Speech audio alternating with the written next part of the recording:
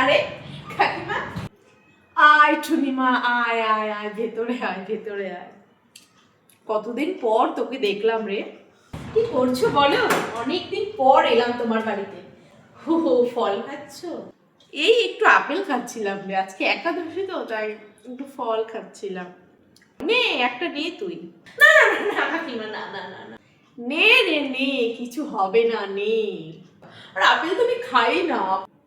ঠিক আছে, খাবি না যখন আর কি করা যাবে। আয় তাহলে বস, ভিতরে এসে বস।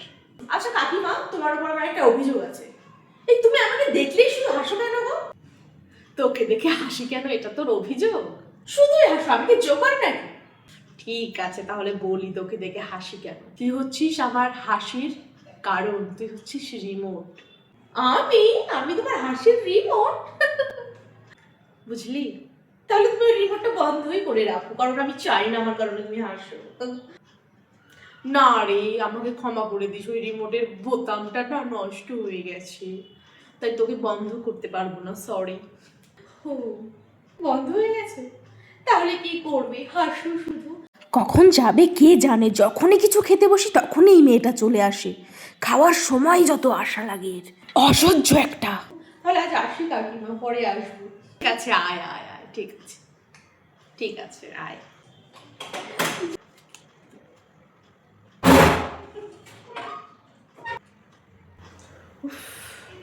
বেঁচে গেছি,